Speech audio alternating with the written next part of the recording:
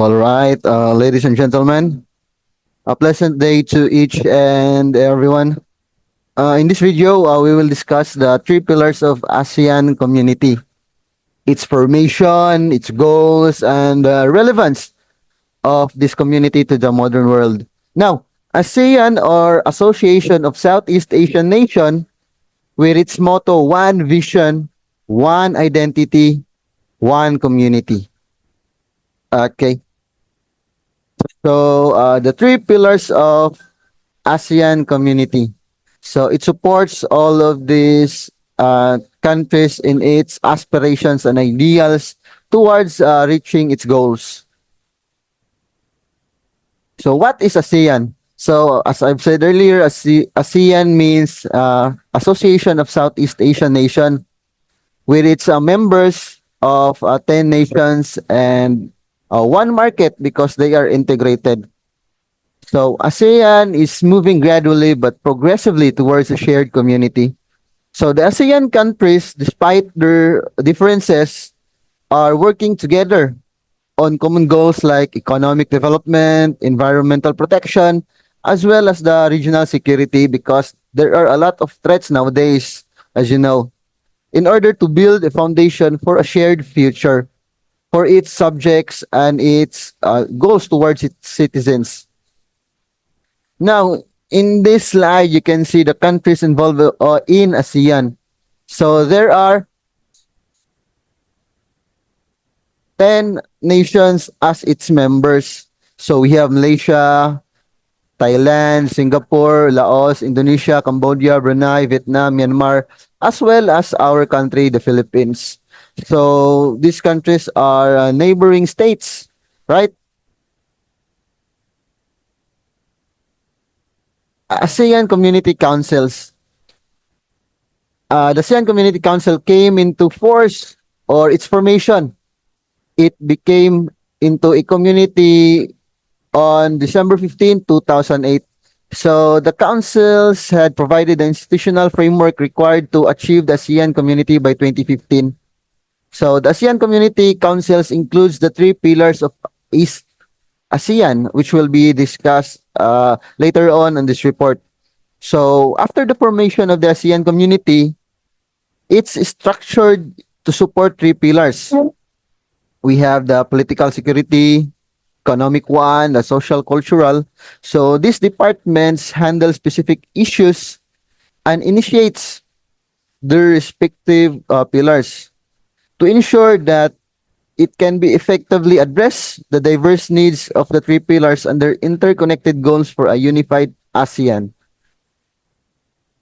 So here we can see the logo of the community itself. So there are different races no holding hand with each other in order to strive a one goal for the betterment of their lives. So no matter what race you are, the color of your skin, your religion, your beliefs, we shared a common goal towards progress. So the goals of this community. So the ASEAN community shall be established comprising three pillars. Again, the political and security community, economic community, and the socio-cultural community that are intertwined in reinforcing the purpose of ensuring durable peace, stability, and shared prosperity in the region. So the vision is the regional unity and progress reflected in its overarching community goals. So by pursuing these goals, the ASEAN strives to build a Southeast Asia that is economically robust, secure, and culturally connected. So they, meaning to say, they work as one, right? Whether in terms of our economics, in terms of the cultures, and as well as political security, meaning to say, if one nation is under the threat of terrorism or invasion, then the cooperating nations or its allies will see to it that those threat will be neutralized. So maybe they can send additional reinforcement via the army, or they can also send financial or monetary funds to support their advocacy to neutralize the threats in their state. So in economic community, it aims to have a stable and shared prosperity. In what terms? Perhaps it is by minimizing the tariffs if you are going to import goods, and if the country is going to export the products of the other nation, and also if there are latest technology, they can instantly share it to the other nation instead of giving it to the ones that are further away from them or to those that aren't included in their community. So next, so these are the pillars of ASEAN. These are the crucial areas deemed necessary for the progress and revolution of ASEAN and its people. So again, when we say pillars, it is the foundation, no? It is the base of a, say for example, a building in order to have a sturdy and firm roots. So first pillar, we have the ASEAN political security community. Next one is the economic community. And the last one is social-cultural community. So this holds the countries together in order to have a unity in regards to these fields. Next. So ASEAN political security community. So it promotes stability, democracy, and good governance among the member countries. So it aims to protect the human rights and the freedom to enhance political development. So why do you think it enhances the political development? Because some of the countries around the globe, especially within this community, there are people being what is the correct term of this? They are being harassed, or some are being biased in terms of their political rights. That is why this community is built also to support their political ideals, because as a human, we have human rights and civil rights to hold office and to be elected. So in a nutshell, it is like a playbook for peace in Southeast Asia. This helps the countries to get the following common rules and solving problems peacefully. So the plan is to encourage to work together in security threats, making everyone safer. So in this way, Southeast Asia can be a peaceful and stable neighborhood for all. So not just for the people within the community, but as well as the tourists that wants to visit the following countries included in this community. So next is the ASEAN Economic Community. So this blueprint fosters equitable and stable economic development on a global level. So this includes the establishment of a one market base production and regional competitiveness. So you might wonder, are we the only ones, or the ASEAN has the only one with this kind of strategy to build a single market? No. We have the in Middle East, I believe that they also have their own community so that they can promote their regional wealth and prosperity, as well as in the European countries, South African countries, no? So ASEAN was built to be on a competitive level with them, because in this modern era we already have the globalization and a global village which aims to connect each and every country to have a shared prosperity.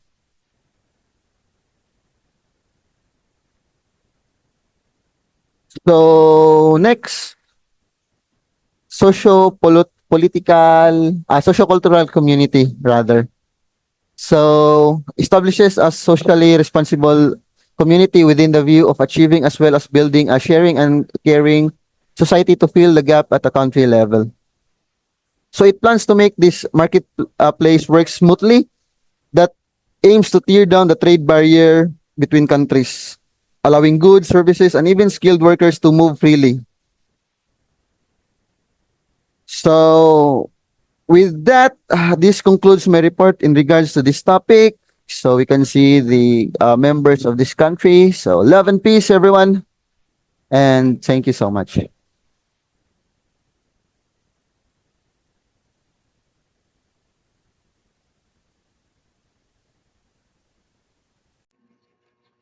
So, hello everyone. So, for the continuation of our topic, I'll be tackled about the information and communication technology and gender development.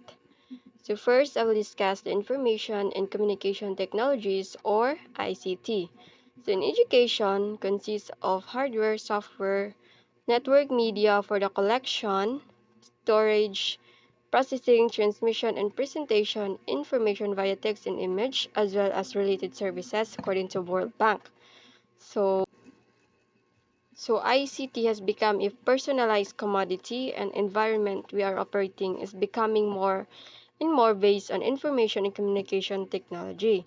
So the commercialization of the internet through the World Wide Web or WW serves as the advantage of bringing ICT to the ordinary people and to education.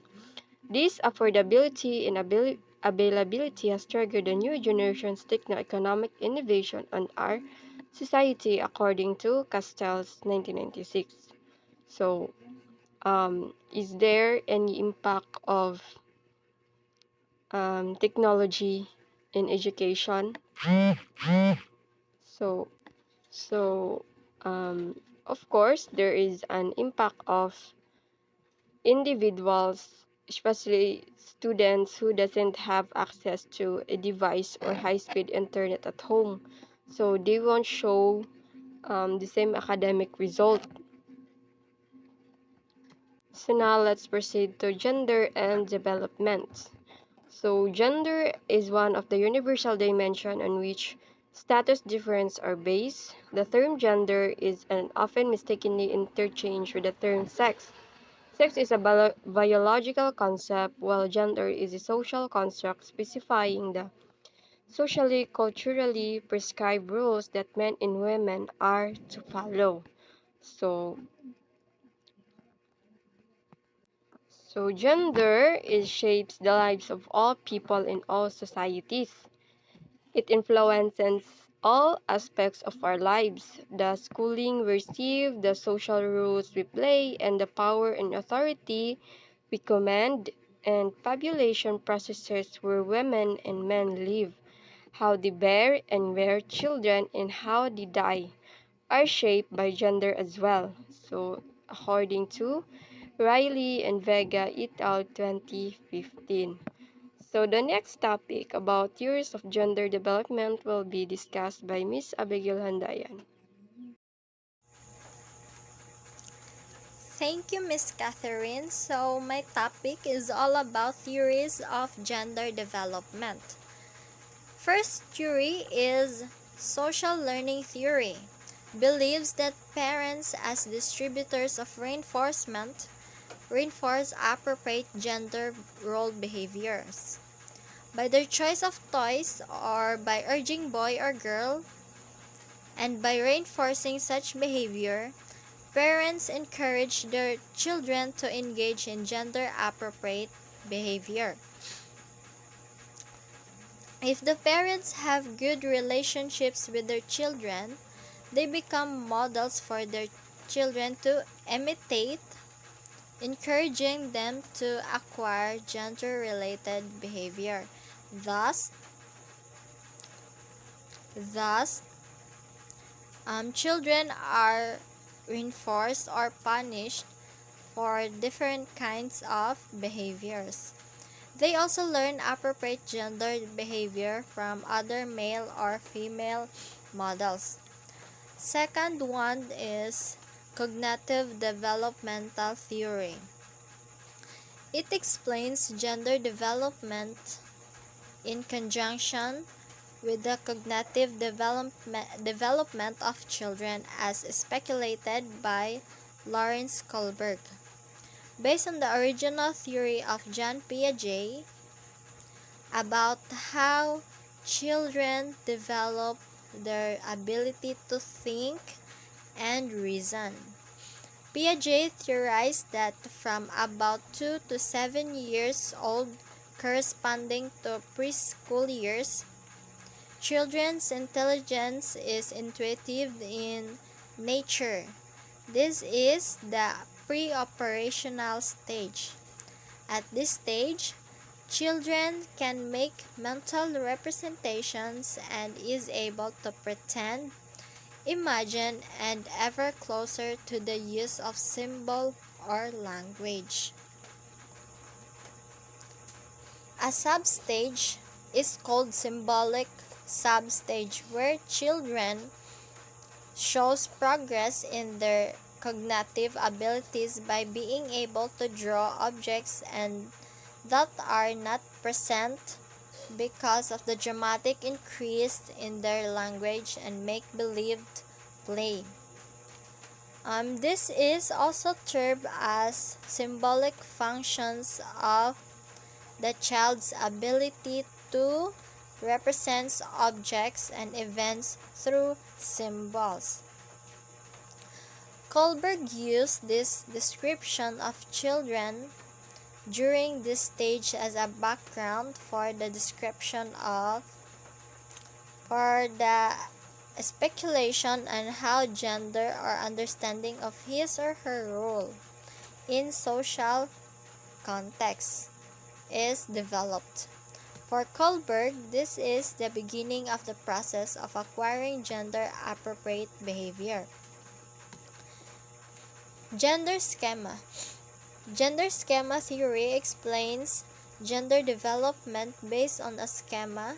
A schema in general is a mental blueprint for organizing information.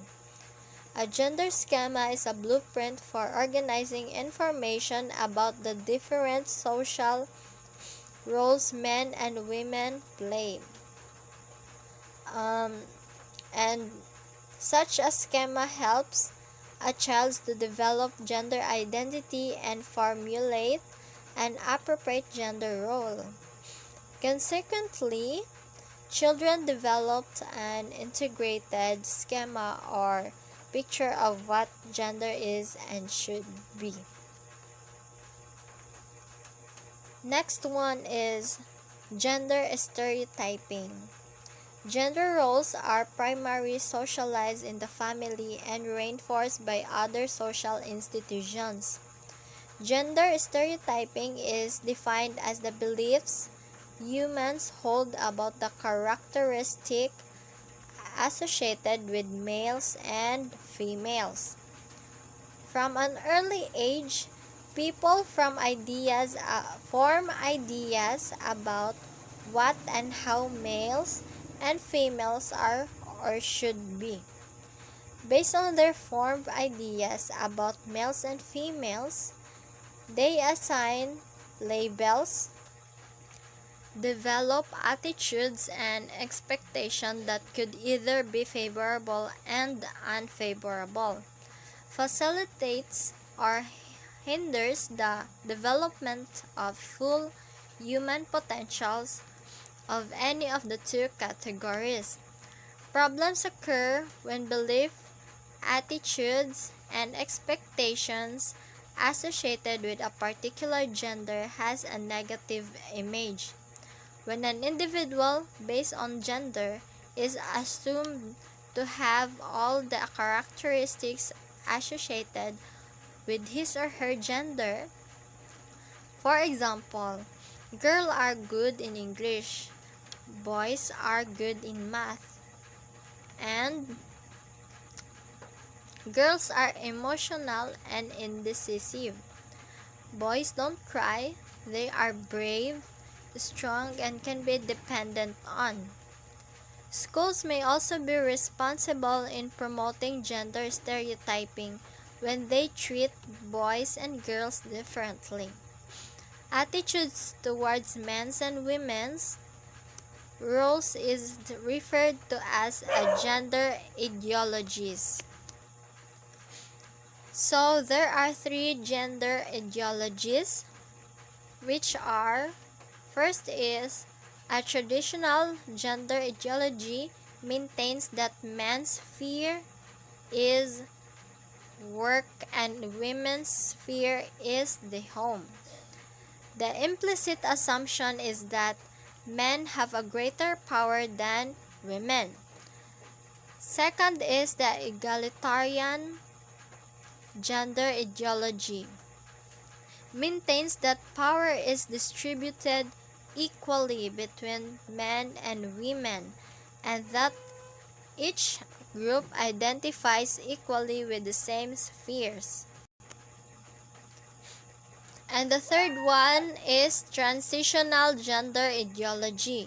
Believes that it is acceptable for women to devote energy both to work and family domains, but they should hold proportionally more responsibility for the home, and men should focus their energy more proportionally on work.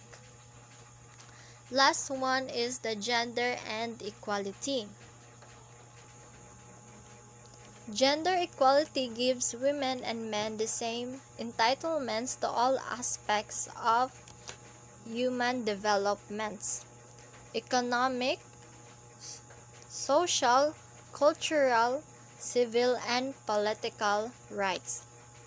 It also gives the same level of respects, the same opportunities to make choices, and the same level of power to shape the outcomes of their choices. Research from around the world has shown that gender inequality trends to slow down economic growth and make the rise from the poverty more difficult.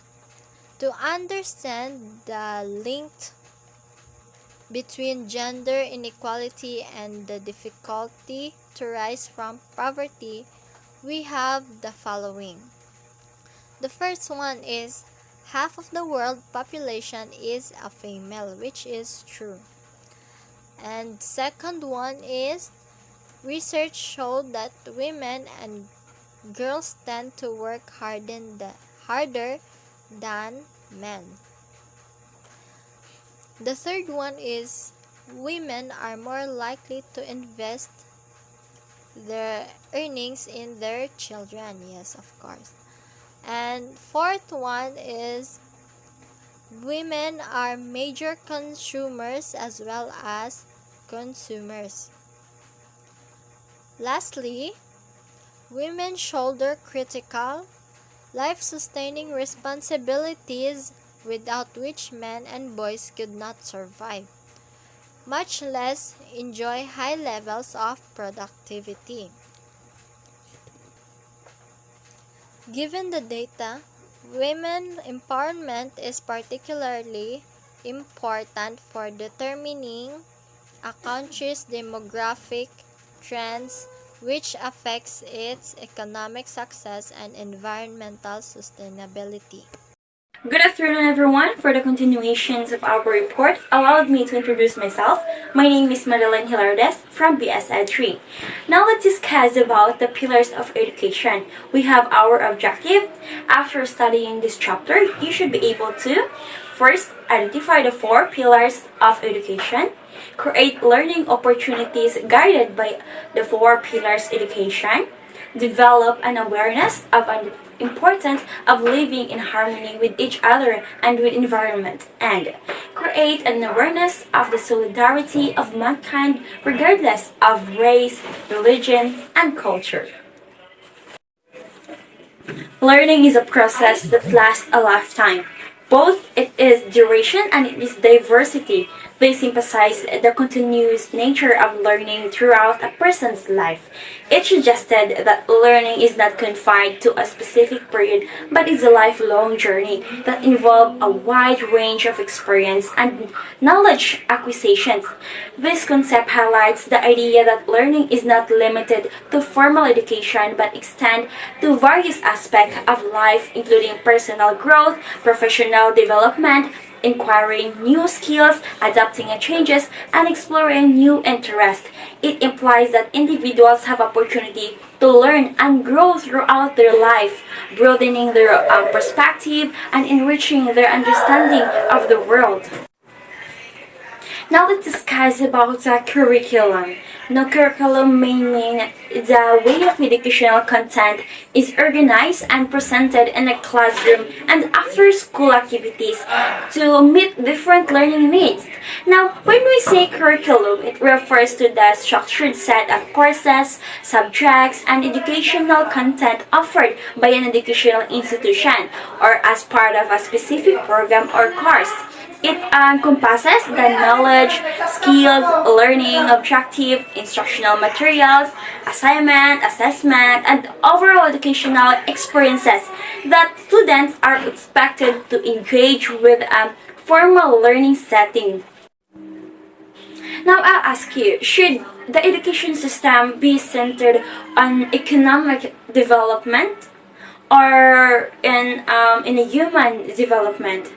Of course, it is a big yes because both economic development and human development are important aspects of education. Finding a balance between the two is crucial. An ideal education system should strive to promote economic growth while nurturing individuals' holistic development, fostering critical thinking, creativity, empathy, and ethical values. Integrating both economic and human development goals can create a well-rounded education system that prepares individuals for success in work, life, and society. And we have here four types of pillars. We have learning to know, learning to do, learning to live together, and learning to be. So these four types we will discuss right now. Now, learning to know development of the faculties of memory by incorporating this memory development technique into your daily routine and learning practices, you can strengthen memory faculties, enhance cognitive abilities, and optimize your overall learning experiences. Next is imagination. Imagination is a powerful cognitive ability that allows individuals to create mental images, scenarios, and ideas beyond what is directly perceived by the sense. Cultivating and enhancing the faculty of imagination can lead to increased creative problem solving skills and initiative thinking. We also have reasoning problem and lastly is ability to think coherently and critically. So now let's proceed to the second pillar of education, which is learning to do. Learning to do is one of the pillars of education that emphasizes the acquisitions of practical skills, competencies, and qualities of necessary for individuals to effectively navigate the world of work and daily life. The pillar, along with learning to know, learning to live together, and learning to be, forms a foundation of a comprehensive educational framework that aims to promote holistic development and lifelong learning. Now, learning to live together is one of the four pillars of education that emphasize the fostering social coherence, intercultural understanding, empathy, and peaceful coexistence in diverse communities. This pillar, along with learning to know, learning to do, and learning to be, forms a foundation of a comprehensive education framework aimed at promoting holistic development, as I said a while ago, and preparing individuals to thrive in a global world. Now, how would you learn to live together in your society? In a way that you must have awareness and understanding of mind, and it is important also to know how to appreciate, how to cooperate. We will not go to the nonchalant, and lastly, you should know how to resolve problem, conflict, or problem. And now we're in the four types of failure, which is learning to be complete fulfillment of human.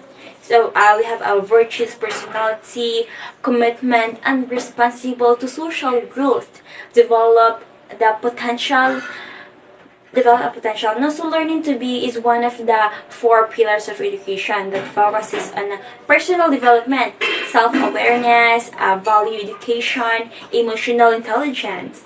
So that is the learning to be. So, learning to be underscore the importance of personal growth, character development, values education, and emotional well-being. By integrating this pillar into educational system, individuals can cultivate a strong sense of self, ethical values, and emotional intelligence, enabling them to navigate life challenges, make ethical decisions, and contribute positively to society. Now, so that's all our four pillars of education. It emphasis on the development of a complete person to resolve and manage conflict for peace, prepare the pupils for further learning, and lastly, to develop competency in adapting to change. So that's all for our topic, and thank you for listening and watching.